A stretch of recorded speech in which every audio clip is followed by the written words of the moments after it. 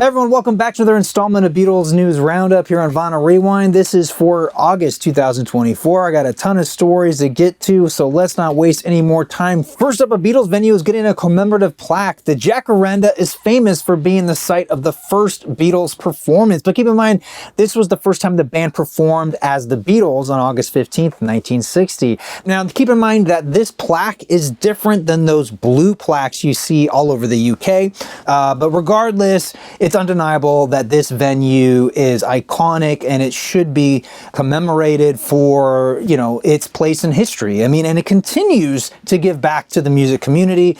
The club is still active in promoting local acts.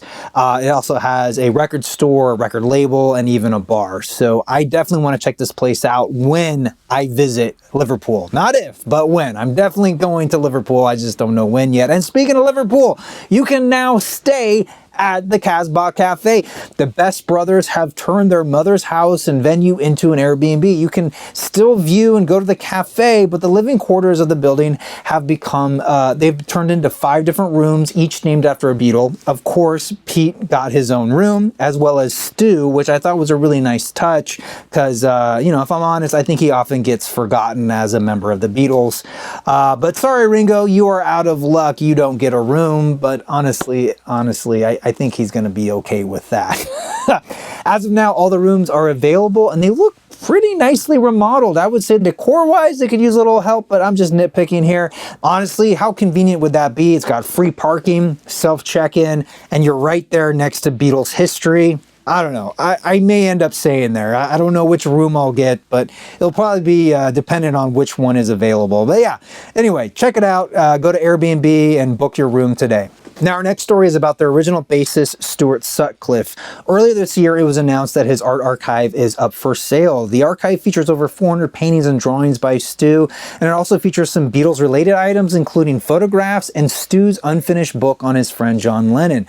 The archive was largely put together by his sister Pauline, who looked after it until her death in 2019. Now, the goal is to sell it complete, but so far, despite the many offers, it remains unsold. If you want to know more information, just head over to the website stuartsutcliffeart.com. In Paul McCartney news, on the 20th of August, he made a surprise appearance on stage in the Hamptons and sang a few songs with fellow rock legends Chad Smith, drummer for the Red Hot Chili Peppers, Rolling Stones producer Andrew Watt, and G.E. Smith, guitarist for Hall & Oates and Saturday Night Live. They did 2 songs together, and it seemed like a great time for all involved. In George Harrison news, his live album, The Concert for Bangladesh, is finally available on streaming services. If it's been a while, if you've never heard it, now you have no excuse. Go check it out. I think it's a fantastic recording with a ton of great tracks and some amazing guest stars, including Ravi Shankar, Ringo Starr, Leon Russell, Bob Dylan, Billy Preston, Eric Clapton, and many others. Now, if we could only get the concert film available on streaming, that would be awesome. Although it is available as a DVD rip on Vimeo, so if you know where to look, you'll find it. In John Lennon news, this month we got the announcement of yet another documentary on John and Yoko. This one is titled Daytime Revolution. It comes out on his birthday, October 9th, and it chronicles the time when the pair took over the Mike Douglas show for 5 days in 1972. Now, at the time, the Mike Douglas show was the most popular daytime talk show in America, with an estimated 40 million viewers a week. John and Yoko got to pick all of the guests, and it was a wide range of folks. And based on the trailer, it features new interviews intercut with archival footage. I'm really looking forward to this one. Like I said, it comes out in October.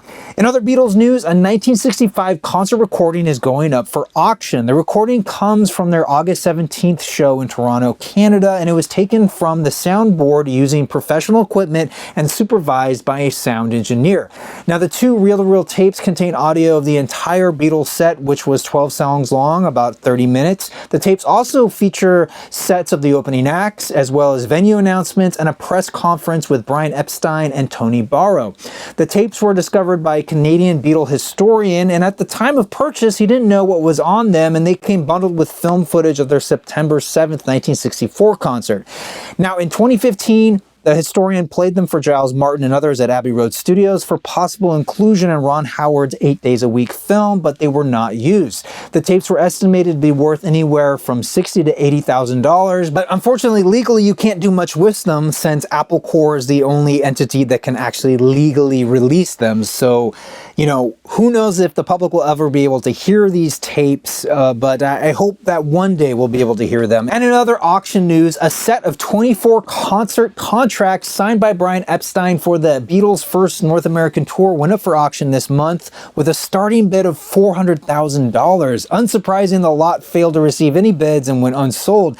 And I think it's pretty clear they overestimated the value of these papers. My guess is these probably fall into the $2,000 to $5,000 range. I'll keep you updated if they end up being relisted.